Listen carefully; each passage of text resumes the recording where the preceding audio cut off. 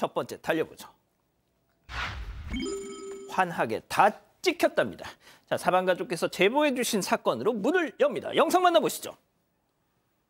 자, 무인 점퍼 안에 남성 입장합니다. 곧장 안쪽으로 직진해서요. 자, 벽에 진열되어 있던 차 티백들을 보더니 허허 이건 내 스타일이잖아. 자, 싹싹 챙기기 시작하죠. 자, 그때 들어온 여성. 아, 여성한테 티백을 챙겨주자 어머 자기 최고 깨르르 하더니 매대 앞에 또 왔어요 자기가. 그러더니 어머 이거 내 스타일이야 하면서 본인도 여성분도 챙깁니다.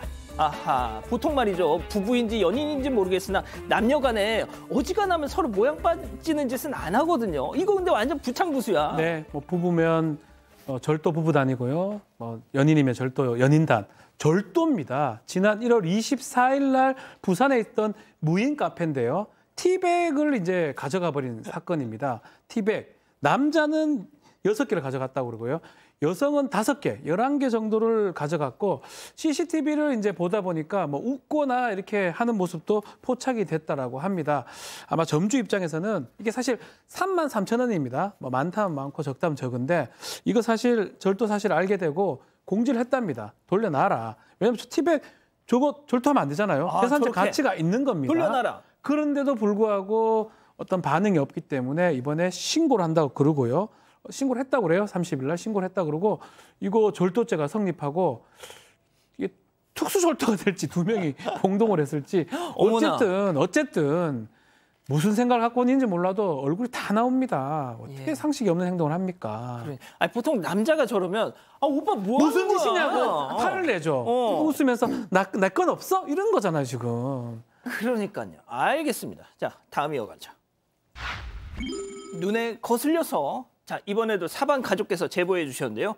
자꾸 우리 집 쓰레기를 건드리는 이유 때문에 골치 아프시다는 겁니다. 만나보시죠. 한 남성이 오더니 담벼락 앞에 쓰레기를 발로 쭉 밀면서 안쪽으로 들어갑니다. 자, 다시 나오더니 옆 건물로 슉 가죠. 자, 또 다른 날 가보죠. 이번에는 아주 그냥 가로등 뒤에서 뭔가가 그냥 쓰레기 봉투가 휙휙 날아다녀요. 또 발로 찼어 누가. 야하, 이 주차장을 막 대굴대굴 지금 하고 있어요. 아니, 멀쩡히 버린 남의 집 쓰레기는 왜 건드는 걸? 보니까 저 아저씨 집도 아닌 것 같은데 말이죠. 네, 그런데 심지어 저게 하루 이틀 일이 아니고요. 저게 2년째 반복되고 있다는 겁니다. 저기가 서울 중랑구에 있는 한 빌라입니다. 저 남성은 빌라 바로 옆에 붙어있는 아파트에 사는 주민이라고 하는데 그 본인 출퇴근하는 길에요. 저렇게 쓰레기 봉투나 재활용 쓰레기 내놓은 것들을 훼손하고 발로 차고 옮겨놓고 그러고 있다는 겁니다. 쓰레기 배출료일이 월수금인데 여기에 맞춰서 주민들이 내놓으면 저 남성이 와서는 있나 확인하고 저런 행동을 한다고 합니다. 이것 때문에 저렇게 훼손된 봉투들 정리하고 다시 옮기고 하는 건 다 빌라 사람들 몫입니다. 아하. 게다가 저 남성이요. 이른 새벽에 출근하고 자정돼서야 퇴근하는 사람이라서 마주치기가 쉽지가 않습니다. 그래서 직접 항의도 못하고 그 안내문을 부착을 하긴 했는데 이 안내문도 본인이 떼버렸습니다. 이 자기도 떳떳하지는 않은지 사각지대에 숨어서 발길질하기도 한다고 하는데 이 때문에 화나고 답답함은 모두 빌라 사람들 몫이라고 합니다. 아니, 저 짓을 무려 2년 동안이나 이게 도대체 무슨 심보일까요? 그러게요. 게다가 이걸 이제 구청이나 이런 쪽에 문의를 하시니까 이게 쓰레기가 바깥으로 나온 게 아니잖아요. 그러니까 도로에 나온 게 아니라 빌라 안으로 다시 집어넣은 거라서 무단 투기에 해당하지 않는다라는 답변을 받았고 구청 쪽에서는 뭐 안내문을 붙여드리겠다 이런 얘기를 들었다고 하는데 뭘 좀 알고 그런 것 같은데요, 그럼? 글쎄요. 근데 저는 곰곰이 생각을 해보면 저 빌라 분들의 입장이 아니라 쓰레기 수거업체 입장에서 보면 업무 방해가 될 수도 있거든요. 약간 발상의 전환을 해서 이게 계속해서 반복되고 있다라는 입증 자료를 해서 신고를 한번 더 해보시는 건 어떨지. 저는 이 방송을 사실은 저 발로 차시는 분 보시라고 하시는 거예요. 저거 계속 반복되다가 뜻밖의 불이익을 입을 수도 있습니다, 실제로. 네. 역시 변호사. 업무 방해로 한번 걸어봐라. 좋습니다. 자, 다음 이어가죠. 여기 일본인가요? 이게 대체 무슨 말일까요? 사진으로 만나보시죠. 자, 어느 식당 메뉴판인데 메뉴 하나에 1,000몇백 원씩 적혀 있으면 너무 저렴한 거 아닌가 싶었는데 앞에 붙어있는 건 W가 아닌 Y입니다. N화 표시. 이런. 자, 안내사항을 봤더니 여기에 0 하나를 더 붙여서 원화로 계산하고 나가세요 한 겁니다. 뭔 소리야 이게. 요즘 엔화가 얼마나 싼데 0을 붙이면은 자기만 이득이지. 그러니까요. 지금 이제 이 10이 안 되는데 1000이 안 되는데 공 하나를 더 붙이라고 그러니까 이제 그것도 좀 화가 날 수도 있는데 사실 저기가 일본에 있는 한인 음식점이 아니고요. 대구에 있는 그냥 음식점이에요. 대구에 있는 음식점에서 굳이 저렇게 엔화를 써놓은 거예요. 그러니까 뭐 그냥 일본 음식점이니까 하나의 마케팅 방법인가 뭐 이렇게 생각할 수도 있지만 사실은 또 그렇다고 엔화를 진짜 받고 있지도 않다고 하니까 알아서 공 더 붙여서 내고 가라라는 얘기니까 글쎄 저걸 좋아하시거나 재밌어 하시는 분들도 있지만 좀 불편할 수도 있잖아요. 뭐 어쨌든 뭐 주인의 마음이니까 뭐라고 더 이상 하기는 어렵고 불법은 아니라고 하는데 글쎄 왠지 저는 조금 찝찝합니다. 알겠습니다. 자, 다음 또 이어갈게요. 스님의 하소연입니다. 이번에는 사건 반장을 즐겨보신다는 한 스님 가족분의 제보인데요. 황당한 절도 피해를 겪었다는 겁니다. 만나보시죠. 한 여성이 으쌰 힘겹게 산길을 오르고 자 뒤어 남성도 뒤를 따릅니다. 자, 볼 일이 있는 건지 손에 뭔가 짐을 가득 저렇게 들고 가는데 잠시 후 다시 나타난 두 사람. 자, 그런데 남성 손에는 아까는 못 봤던 물건이 저렇게 두둥 오른손에 들려 있죠. 웬 커다란 전기톱을 들고 산 아래로 총총. 자, 이거 뭔데 하실 수 있을 텐데요. 바로 텍사스 전기톱 살인 사건이 아니라 남양주 전기톱 절도 사건입니다. 그러게요. 이 사건 지난해 12월 초에 경기도 남양주의 한 사찰에서 벌어진 일인데요. 사건입니다. 절도 사건이고요. 지금 보시는 남성이 들고 가는 전기톱이 저 사찰에 있는 스님이 겨울용 땔감 마련할 때 쓰시는 그 전기톱이라고 합니다. 한 100만 원 가량 나간다고 해요.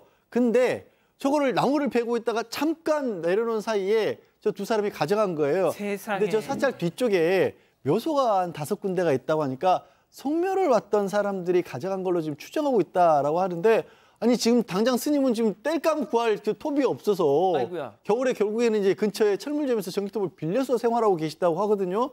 아니 조상님한테 잘하려고 오셨는데 그러게. 스님 겨울살이를 힘들게 해버리면 죄 받습니다. 돌려주세요. 부처님 노하세요. 좋습니다. 예, 다음 이어가죠. 으악, 집이 왜 이래? 자, 이번에도 사방 가족께서 제보해 주셨는데요. 이사 가고 난 빈집, 빈집 문을 확 열었더니 영상과 사진을 보시죠. 자, 화장실에 우산꽂이와 쓰레기 봉투가 그냥 아주 그냥 저렇게 있어요. 화장실에요, 여기. 자, 제대로 청소도 안 한 건지 바닥에 까만 얼룩이 확 있고요. 자, 방에 깔린 장판이 싱크대에 음식물 가득합니다. 자, 사진 이뿐만이 아닙니다. 문 뒤에 온갖 개털과 담배꽁초가 잔뜩 있어요. 벽을 얼마나 뜯어댄 건지 아니 구멍이 뻥 뚫려서 안쪽 시멘트까지 저렇게 보이는데 아, 이게 도대체 무슨 조화예요, 이게? 네, 저게 제보자가 집주인이고요. 오피스텔입니다. 5년 전에 한 사람에게 세를 줬었는데 그 당시에 보증금 500만 원에 월세 57만 원이었습니다. 이 5년간 살다가요. 이 임차인이 그 와중에 저 안에서 대형견을 여러 마리 키웠다고 합니다. 그런데 최근에 그 임차인이 이사를 나가게 되면서 빈집이 됐는데 또 와중에 현관문 비밀번호도 안 알려주고 나갔습니다. 그래서 번거롭게도 강제로 문을 열고 들어가 보니까 들어가자마자 집에서 악취가 풍기기 시작을 합니다. 화장실 포함해서 곳곳이 개털, 쓰레기, 담배꽁초, 오물로 그냥 난리가 나 있었고요. 쓰레기장이 다름없었습니다. 또 시멘트가 다 보일 정도로 벽이 저렇게 뜯어져 있고 장판도 밀리고 뜯어지고 집이 온통 망가져 있었습니다. 그래서 복구에만 지금 2천만 원 넘게 소요가 된 그런 상황입니다. 이 멀쩡했던 집이 폐가가 돼서 너무 속상하다면서 제보 주셨습니다. 아니, 요즘 제가 한 말씀만 더 드리면 원래 더 충격적인 무언가도 있었는데 식사 시간이라서 저희가 그건 뺐습니다. 아니, 이거 어쩌면 좋아, 이거. 그거죠. 혹시 그건데 충격적입니다. 사실은 기분적 문제도 있을 겁니다. 앞으로 저쪽을 어떻게 임차를 다시 할지 아마 주인 입장에서는 그 생각도 했을 거고 이럴 줄 알았으면 확인을 하고 이 목적물을 받았어야 되는 뭐 이런 것도 필요했을 것 같은데 어쨌든 간에 어떻게 구제를 받을 수 있냐면 예. 결국은 수리를 다 하십시오. 하시고 뭐 2천만 원 정도 들었다고 하니까 예. 그 영수증 고스란히 보관해서 청구를 하면 됩니다. 왜냐하면 원래 사실은 들어올 때 그대로 간 원상회복 의무가 있어요. 임차인한테는. 근데 지금 보면 원상회복 그걸 넘어서서 지금 보면 구멍까지 지금 파손이 된 상황이잖아요. 저 부분 다 원상 회복을 해줘야 되고 만약에 집주인이 대신 했다 그러면 그 돈을 청구할 수 있습니다. 그렇군요. 알겠습니다. 자, 마지막 사연으로 가보죠. 정성이 안 들어가서 점점점입니다. 자, 사방가족께서 우리 가족 여러분들의 집단 지성의 판단을 받아보고 싶으시다면서 카톡 제보 채널로 알려주셨어요. 네, 이 남편이 사연자가 한 음식을 두고 다른 사람에게 흉본 걸 알게 돼서 굉장히 속상하다 하는 아내의 사연입니다. 이 얼마 전에 우연히요, 남편이 통화하는 소리를 듣게 됐습니다. 지인한테 이 남편이 나는 돼지고기 들어간 김치찌개 좋아하는데 그 아내가 돼지고기를 안 좋아해서 얻어먹지도 못해. 그런데 어쩌다가 돼지고기 김치찌개 한번 끓이잖아? 너무 맛이 없어. 이렇게 사연자의 흉을 보고 있었다는 거죠. 서운한 마음에 나는 당신 지인들 앞에서 돼지고기 김치찌개 하나 못 끓이는 사람 됐겠네? 라고 얘기를 했습니다. 그랬더니 사과는커녕 정성이 안 들어가서 맛이 없는 거야 라고 오히려 빈정댔다는 거 아닙니까? 이 사실 남편이랑 본인 둘 다 고기보다는 또 생선파라고 합니다. 그래서 주로 생선 요리를 하고요. 고기 들어가는 음식은 가끔씩만 해왔던 건데 이 또 항상 남편 취향 위주로 메뉴 고르고 레시피도 찾아보면서 다양하게 만들어주려고 노력하고 있는데 이런 마음도 몰라주고 못되게만 말하는 남편 너무 얄밉다고 합니다. 앞으로도 계속 남편 위해서 요리해주는 게 맞을까요? 하는 사연이었습니다. 그렇군요. 자, 기다리고 기다리셨던 부처 핸즈업타임 유튜브 JTBC 뉴스 채널과 사건 반장 독립 채널에서 8천여 분의 우리 가족 여러분 함께하고 계신데요. 채팅창에 OX로 함께 참여해보시죠. 먼저 남편입니다. 야, 상희야, 나 이제는 말할 수 있어. 실은 나 돼지고기만 보면 환장해. 비린내 나는 생선 극혐. 너 꼬시려고 생선 좋아한 척 한 거야. 허구한 날 생선 요리만 해줄 거라고 누가 알았겠니? 나 진짜 돼지고기 김치찌개 먹고 싶을 땐 너 몰래 나가서 먹고 들어왔어. 너 알긴 했니? 이런 날 위로는 못 해줄 망정 친구한테 그 얘기 좀 했기로서니 그걸 사건 반장에다 제보를 해. 동그라미. 자, 다음은 사연자 아내분이에요. 어머머머 웃겨. 이봐요, 박지은 씨. 내가 시어머니한테 다 확인했어. 너 생선 완전 좋아한다고. 어디서 밑장을 빼려고 해. 그럼 당신 요 살은 뭔데? 살은 뭔데? 내가 구독하고 있는 유튜브 채널들이 다 뭐 요리 채널이야, 이 인간아. 매일매일 식단 다르게 해가지고 갖다 바쳤더니 뭐 지열 씨 앞에서 내 흉을 봐. 야, 네가 사람이니? 사람이야, X입니다. 자, 우리 양지열 변호사님. 뭐 복잡하게 생각하지 마시고요. 앞으로는 사연자분 좋아하는 음식 위주로 드시고 싶은 걸로 해서 드세요. 그리고 먹고 싶으면 와서 먹으라고, 먹기 싫으면 먹지 말라고 하세요, 그냥. 뭘 고민할 필요도 없어요. 예. 자, 교수님. 네, 그 부인이 진짜로 정성을 안 쏟았다면 남편이 참다 그렇게 터질 수도 있을 것 같아요. 우리 정말 음식을 하나도 안 해줘, 친구한테. 근데 지금 보면은 부인께서 요것저것 해주려고 다양하게 음식하면서 노력을 한다고 그러거든요. 그리고 그 남편만을 위해서 열심히 노력한다고 하는데 노력을 하는 부인한테 맛이 없다 그러면 이 음식 계속 해주고 싶은 부인 없어요. 그러니까 이분은 그냥 스스로 해드시는 걸로 해야 될 것 같습니다. 자, 참고로 우리 교수님의 요리 실력에 대해서 부군께서는 뭐라고 평가하시나요? 저는 자주 하진 않지만 그래도 가끔 한 번 하면 그거는 나쁘지 않다. 과연 진심이었을까요? 자, 박 변호사님. 자, 음식에 대한 어떤 기본적인 어떤 센스가 많이 부족한 것 같아요, 남편분은. 흉을 볼 필요도 없고요. 오히려 반대로 얘기를 하셨어야 되는데 흉을 왜 볼까요? 봐서 득이 될 게 뭐가 있나요? 갑자기 맛있는 게 나오나요? 친구분이 맛있는 거 사주나요? 그 친구분 집에 가서 먹을 수 있나요? 아무런 의미 없는 행동이고, 더 나아가 두 번째 가장 나쁜 거는 정성이 없었다고요? 당신이 정성을 어떻게 압니까? 이 부분 두 개가 저는 매우 잘못됐다고 생각이 듭니다. 앞으로 더 맛있고 더 음식 좋은 거 먹고 싶으면 태도를 고치셔야 됩니다. 자, 참고로 우리 박 변호사님은 사모님... 너무 맛있어요. 저는 그냥 제 질문이 끝나기도 너무 전에 그냥 말도 못하게 맛있어서 그냥 냄새만 나도 막 침을 질질질 흘립니다. 침을 질질질 흘려요. 좀비처럼 따라가서 먹습니다. 너무 즐겁게. 제 질문이 새벽이든 뭐 저녁이든 간에 그만큼 제가 맛있게 먹습니다. 자, 뭐 양 변호사님께도 여쭤볼게요. 사모님.